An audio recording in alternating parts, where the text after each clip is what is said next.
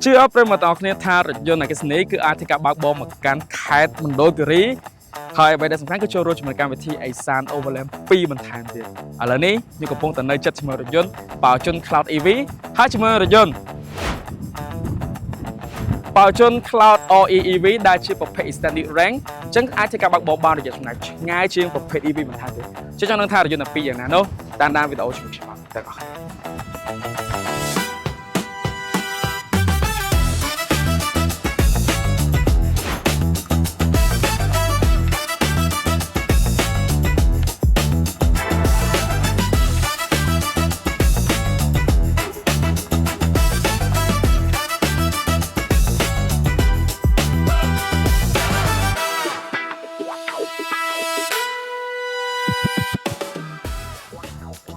អូខេអ្នកទាំងអស់គ្នាអញ្ចឹងឥឡូវយើងមកមើលតើតើជាមួយនឹងរូបរាងខាងក្រៅនៃរថយន្តបោជន Cloud ទាំងពីរ model នេះដែលមានប្រភេទ EV ហើយនិង OEV អញ្ចឹងសម្រាប់ការបើកបរមកទឹកដីនៅខាងខេមរៈនេះសម្រាប់ការជិះក្នុងការសាកល្បងក្នុងការតេស្តគឺវាប្រព្រឹត្តទៅបានល្អខ្លាំងមែនទែនហើយដូចយើងដឹងអញ្ចឹងសម្រាប់កម្មវិធី Asan Overland 2គឺតម្រូវឲ្យយើងបើកជាលក្ខណៈប្រភេទតាំងក្បួនអញ្ចឹងសម្រាប់ល្បឿនគឺយើងមានជាប្រភេទគេថា78ហើយនៅពេលដែលយើងត្រូវការវ៉ាចែងអីផ្សេងៗក៏ឡើងដល់100អីចឹងដែរតែសម្រាប់រថយន្តនេះគឺប្រព្រឹត្តទៅបានល្អខ្លាំងខ្ញុំស្រឡាញ់តាក់ទងជាមួយនឹងការ response របស់វាខ្លាំងមែនទែនតែម្ដងម្យ៉ាងទៀតគឺនៅពេលដែលយើងសាកជាមួយថាមពលពេញយើងអាចធ្វើការបើកបរបានរយៈចម្ងាយឆ្ងាយដែលសម្រាប់រថយន្ត EV នេះយើងអាចធ្វើការបើកបរបានរហូតដល់600គីឡូម៉ែត្រហើយចំណែកឯរថយន្តប្រភេទ OEV នេះនៅពេលដែលយើងសាកថ្មមកពេញចាក់សាំងមកពេញយើងអាចធ្វើការបើកបរបានរហូតដល់1400គីឡូម៉ែត្រដែលពិតជាពិសេសខ្លាំងមែនទែនហើយមិញនេះខ្ញុំបានតេស្តទាំងពីរទាំងប្រភេទរថយន្ត EV ក៏ដូចជា OEV ហើយចំណែកភាពខុសគ្នានោះគឺតែទៅលើ rank នឹងប្រិមត្តទាំងគ្នាដែលរថយន្តនេះយើងសាកគិសនីសុទ្ធហើយនេះគឺមានប្រភេទគេថាចាក់សាំងហើយយើងអាចធ្វើការសាកគិសនីចឹងទៅឥឡូវយើងសរុបជារួមតាក់ទងជាមួយនឹងពាក្យថាបោជនព្រោះថាមានប្រិមត្តខ្លះគាត់ឆ្ងល់ហើយថាបោជនតើបោជននេះគឺជាអីអញ្ចឹងសម្រាប់បោជនគឺជា brand នៃរថយន្តមួយរបស់ប្រទេសចិនបូករួមជាមួយនឹងសហរដ្ឋអាមេរិកមូលហេតុអីបាទខ្ញុំនិយាយចឹងដោយសារតែ brand បោជននេះមានជាមួយនឹង brand កោធំមួយគឺមានឈ្មោះថា SAIC Motor ប្រិយមិត្តគ្នាដែល SAIC Motor ហ្នឹងគឺបានធ្វើការសហការគ្នាជាមួយនឹង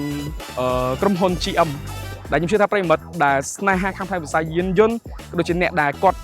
ដឹងតែតជាមួយរថយន្តប្រភេទរបស់សហរដ្ឋអាមេរិកគឺដឹងហើយ brand GM នេះគឺជា brand សឹងតែគ្រប់គ្រងជាមួយនឹងរថយន្តរបស់សហរដ្ឋអាមេរិកសឹងតែទាំងមូលតែម្ដងអញ្ចឹងគឺបានធ្វើការសហការគ្នាហើយក៏បានផលិតជាមួយនឹងប្រភេទរថយន្តបោជននេះអញ្ចឹងហើយបានជាគេហៅរថយន្តនេះថាជារថយន្តកូនកាត់អាមេរិកអញ្ចឹងគឺពិសេសខ្លាំងមែនទែនហើយពាក្យថាបោជននេះគឺបានន័យថា treasure house ដែលបកជាភាសាខ្មែរថាជាសេះដ៏មានតម្លៃមួយអញ្ចឹងសម្រាប់ logo បោជននេះគឺត្រូវបានធ្វើការ renovate ពី logo ជាប្រភេទគេថារូបក្បាលសេះរហូតមកដល់ឥឡូវនេះគឺខ្លាយទៅជារូបដូចសេះដដែលទេតែគ្រាន់តែយើងមើលមករៀងដូចជាពេជ្រអញ្ចឹងណាអូខេដូចតែប្រិយមិត្តអរគ្នាដឹងអញ្ចឹងសម្រាប់បោជននេះគឺបកប្រែថាសេះដ៏មានតម្លៃមួយអញ្ចឹងសម្រាប់ការ design ទូទៅគឺដូចជាប្រភេទសេះចឹងពេលមកអាចឃើញបានសម្រាប់រូបរាងនៃចង្គៀងនេះយើងមើលមកចេះគឺដូចជាមួយប្រភេទការថាក្បាលនៅសេះអញ្ចឹងហើយអីដែលសំខាន់ចង្គៀងនេះគឺប្រើប្រាស់ជាមួយប្រភេទចង្គៀង LED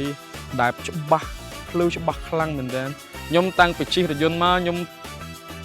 ទៅតែឃើញរថយន្តមួយនេះទេដែលអាចថាចង្គៀងមុខគឺភ្លឺច្បាស់សឹងតែយើងមិនបាច់ចាំទៅធ្វើការយើងខ្លះយើងត្រូវធ្វើការកែកុនផ្សេងៗអញ្ចឹងណាតែនេះគឺភ្លឺច្បាស់មែនទែនប្រិយមិត្តអរគ្នាហើយអីដែលសំខាន់នោះគឺមាន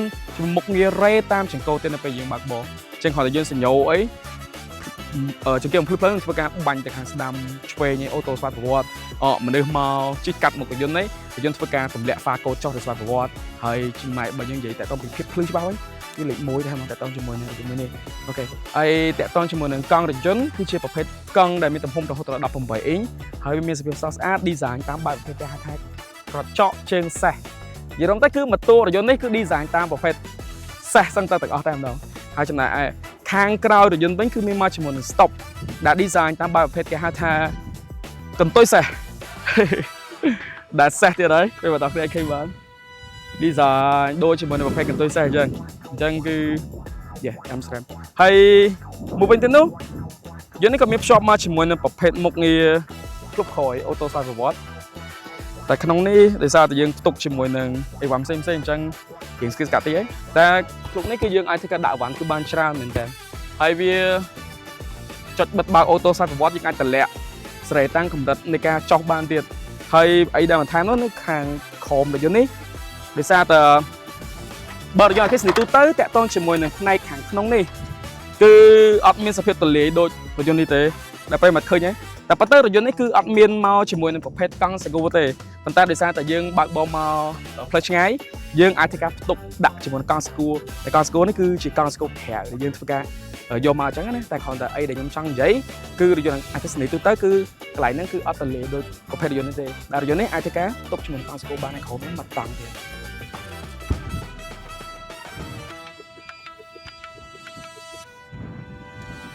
ពិសេសមែនតើត្រង់ចំណុចបិទបើកអូតូឲ្យប្រវត្តិហ្នឹងអូខេពេលមកដល់គ្នាអញ្ចឹងបើយើងងាកទៅមើលតាក់ទងជាមួយនឹងប្រភេទរថយន្តបោជន Cloud OEV វិញបើយើងមើលតាក់ទងជាមួយរូបរាងខាងក្រៅអីផ្សេងៗគឺវាសឹងតែដូចគ្នាទាំងស្រុងតែម្ដងចំណុចដែលខុសគ្នានោះគឺគ្រាន់តែវាមានមកជាមួយនឹងការ highlight ត្រង់ចំណុចនេះនេះពេលមកដល់គ្នាឃើញមកចំណុចនេះហើយចង់បញ្ជាក់ផងដែរថាបើយើងមើលទៅគឺរថយន្តនេះរៀង Sporty look Sporty ជាង EV បន្តិចដល់ពេលមកឃើញកាំងខាងក្រោមមួយកាំងក្រោយនេះហើយចំណាយភាពដូចគ្នានោះដោយសាររថយន្តទាំងពីរនេះគឺជាប្រភេទរថយន្តគេថាប្រើប្រាស់ជាមួយប្រភេទ Smart Driving ទាំងពីររថយន្តតែម្ដងអញ្ចឹងសម្រាប់ option គឺមាន option ធម្មតា basic option ហើយក៏ដូចជា Smart Driving option ដែល Smart Driving option នេះគឺមានមកជាមួយនឹងមុខងារគេថា Full Self Driving អញ្ចឹងណាហើយមានមកជាមួយនឹង Driving Assist គឺច្រើនជាងមុខងារ basic ធម្មតាពេលមកឃើញបាននៅខាងលើរថយន្តនេះគឺមានមកជាមួយនឹង sensor រហូតដល់2គ្រាប់ធំទាំងពីរតែម្ដងអញ្ចឹងនៅពេលដែលយើងបើកបរយើងអាចប្រើប្រាស់ជាមួយមុខងារដែលពិសេសមែនតើដូចជានៅពេលបើកបរពេលដែលយើងគៀកជាមួយនឹងវត្ថុអីមួយវាធ្វើការជន់ជាមួយនឹងហ្វ្រាំងឲ្យយើងអមជាមួយនឹងហ្គាតឲ្យយើងជន់ទៅមុខបន្ថែមទេទម្លាក់ជាមួយនឹងល្បឿនចុះទៅស្វ័យប្រវត្តិចាប់ប្រាំងអូតូស្វ័យប្រវត្តិមាននៅពេលដែលមានឧបសគ្គភ្លាមរថយន្តនឹងធ្វើការកាត់ចង្កូតទៀនស្វ័យប្រវត្តិសម្រាប់ប្រើប្រាស់នៅលើផ្លូវស្រុកយើងគាត់ថាមុខងារនេះគឺបើសិនជាមានមុខងារហ្នឹងនៅពេលដែលមានគ្រោះថ្នាក់ផ្សេងៗគឺYeah the best តែម្ដងហើយរថយន្តទាំងពីរនេះក៏មានមកជាមួយប្រភេទមុខងារគេហៅថា auto parking បន្ថែមទៀតដែល auto parking នៃរថយន្តនេះគឺ accurate ខ្លាំងមែនតើយើងជិះរថយន្តនេះគ្រាន់តែធ្វើការចុចដើម្បីធ្វើការ scan ជាមួយរថយន្តទៅយន្តធ្វើការរកកន្លែងចុះស្វ័យប្រវត្តិយើងចុះទៅលើរថយន្តចុចអូតូទៅឡានធ្វើការបើកចុះខ្លួនឯងហើយអីដែលសំខាន់ទៀតនោះយើងក៏អាចធ្វើការបញ្ជាតែតជាមួយនឹងទីតាំងណាដែលយើងចុះហើយយើងចេញពីរថយន្តទៅរថយន្តក៏ធ្វើការចុះស្វ័យប្រវត្តិដែរផងដែរចំពោះបទពិសោធន៍ដែលខ្ញុំប្រើប្រាស់ជាមួយរថយន្តបាជន Cloud ទាំងពីរ model មិនថា EV ហើយនិង REV ខ្ញុំពិតជាស្ងើចសរសើរជាមួយនឹងគុណភាពនៃរថយន្តខ្លាំងមែនទែនពិសេសគឺរថយន្តបាជន Cloud EV ដោយសារតែខ្ញុំប្រើប្រាស់ច្រើនជាងគេពេលមកតោះនេះដឹងអត់ដោយសារតែរថយន្តនេះគឺជាប្រភេទរថយន្តអគ្គិសនីសុទ្ធហើយអាចការបើកបរទៅខេត្តដែលមានរយៈចម្ងាយឆ្ងាយដូចជាមណ្ឌលគិតបែបនេះខ្ញុំគិតថាវាអស្ចារ្យខ្លាំងមែនទែនតែម្ដងហើយអ្វីដែលសំខាន់នោះគឺវាសន្សំចៃបើធៀបជាមួយនឹងរថយន្ត REV ដែលខ្ញុំបើកបរទៅដូចគ្នាហ្នឹងគឺរថយន្តបាជន Cloud EV គឺអាចធ្វើការសន្សំចៃបានរហូតដល់ 50% បើគិតជាមួយនឹងការចំណាយទៅលើការចាក់សាំងសម្រាប់រថយន្ត REV អ្វីដែលកាន់តែសំខាន់នោះគឺរថយន្តបាជន Cloud EV គឺមានតម្លៃធូរជាងរថយន្ត REV បន្ថែមទៀតជាមួយតម្លៃត្រឹមតែ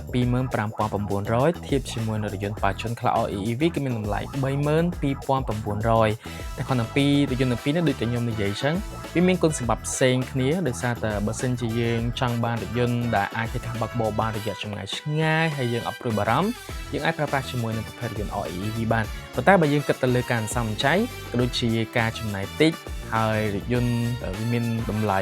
ធូរថ្លៃជាងយើងអាចប្រើប្រាស់ជាមួយរថយន្តបាជន Cloud EV បានដែលវាខុសគ្នាខ្ទង់$7,000ដែរពេលមកដល់គ្នាជាមួយនឹង Same Performance ដែលជាមួយនឹងកម្លាំងម៉ូទ័រគឺស្មើគ្នាក៏ដូចជា Same Design បានន័យថាការ design ខាងក្នុងគឺដូចគ្នាទាំងអស់តែម្ដងហើយចំណែកឯបាជន EV ក៏មិនតិចដែរយើងអាចធ្វើការបើកបរបានរហូតដល់600គីឡូម៉ែត្រឯណោះនិយាយរួមទៅគឺខេត្តឥឡូវខ្ញុំបានតេស្តជាក់ស្ដែងហើយថាមណ្ឌលគិរីគឺស៊ីផុយតែម្ដងសម្រាប់រថយន្តបាជន Cloud EV រឿងដែលគួរឲ្យភ្ញាក់ផ្អើលមួយទៀតនោះគឺទៅលើប្រព័ន្ធជើងខាងក្រោមប្រិយមិត្តទាំងអស់គ្នាដែលរថយន្តទាំងពីរនេះគឺមានសភាពហាប់ណែនមិនថាគ្រឹះខាងក្រោមទេសូម្បីតែខាងក្នុងតាបឡូក៏វាមានសភាពហាប់ណែនខាងក្រៅរថយន្តទ្វាររថយន្តនៅពេលដែលបិទអីគឺវាមានសភាពណែនតែម្ដងកន្លែងហ្នឹងគឺខ្ញុំឲ្យមេដៃតែម្ដងសម្រាប់រថយន្តបាជនហើយបន្ថែមពីនេះនោះក៏តាក់ទងជាមួយនឹងគ្រឿង performance ក៏យើងធ្វើការជន់បានបើន័យថានៅពេលដែលវ៉ាចែងឬមួយក៏យើងបើកជាលក្ខណៈប្រភេទយើងល្បឿនអីតិចតួចអីគឺ យើងជន់បានវា copy រថយន្តដែលយើងប្រើប្រាស់ជាមួយប្រភេទសាំងអញ្ចឹងណាដោយសារតែរថយន្តទាំងពីរនេះគឺសិតតែប្រើប្រាស់ជាមួយប្រភេទ motor អគ្គិសនីហើយមួយទៀតនោះគឺរថយន្តនេះពេលដែលយើងបត់អត់មានសភាពថាខ្លោងទេហើយក៏អត់ខ្លាចជាមួយនឹងក្រឡុកផងដែរដោយសារតែរថយន្តនេះគឺមានកម្ពស់ខ្ពស់ល្មមគួរសមដោយសារតែគឺជាប្រភេទរថយន្ត SUV យល់ទៅគឺនៅពេលដែលបើកបរជាមួយរថយន្តនេះគឺមានអារម្មណ៍ដូចជាមួយនឹងការប្រើប្រាស់ជាមួយប្រភេទរថយន្តអឺរ៉ុបអញ្ចឹងដែលពិសេសខ្លាំងមែនទែនហើយខ្ញុំពិតជាចូលចិត្តសម្រាប់រថយន្តប៉ាជុន Cloud ទាំងពីរ model តែម្ដងសម្រាប់ feature មួយដែលខ្ញុំគិតថាក៏ជា feature សំខាន់ដែរនៅពេលដែលយើងធ្វើការ unlock ជាមួយនឹងកញ្ចក់របស់យើងចុចជាមួយនឹងប្រភេទ unlock នេះ4 second អញ្ចឹងយើងនឹងធ្វើការទម្លាក់ជាមួយនឹងកញ្ចក់ auto swipe ប្រវត្តិតែម្ដងពេលបងប្អូនអាចឃើញហើយនៅពេលដែលយើងចង់ lock វិញយើងគ្រាន់តែចុចជាមួយនឹង lock មកវិញមកអញ្ចឹងរថយន្តនឹងធ្វើការបិទកញ្ចក់ swipe ប្រវត្តិនេះក្នុងករណីដែលយើងធ្វើការបើកជាមួយនឹងកញ្ចក់ចោលហើយយើងចុះចេញពីរថយន្តអញ្ចឹងនៅពេលដែលយើងគ្រាន់តែចុចធ្វើការ lock ទៅរថយន្តនឹងធ្វើការបិទកញ្ចក់ auto swipe ប្រវត្តិដូចគ្នាអញ្ចឹងយើងអត់ចាំបាច់ភ័យព្រួយហើយដូចឥឡូវនេះខ្ញុំមកខាងខេត្តមណ្ឌលគិរីនេះ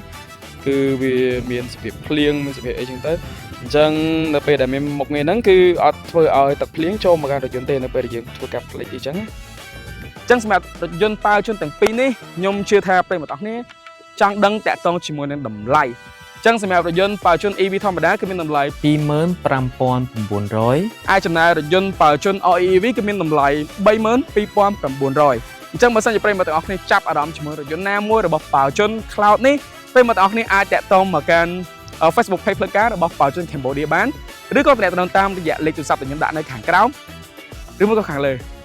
នៅខាងក្រោមអូខេចាំពីខ្ញុំបាទសាម៉ាត់អរគុណប្រិយមិត្តទាំងអស់គ្នាជួបគ្នានៅវីដេអូក្រោយបាយបាយយ៉ាងតន្តាយើងទៅជាមួយនឹងកម្មវិធី Asan Overland 2របស់យើងបន្តទៀត Let's go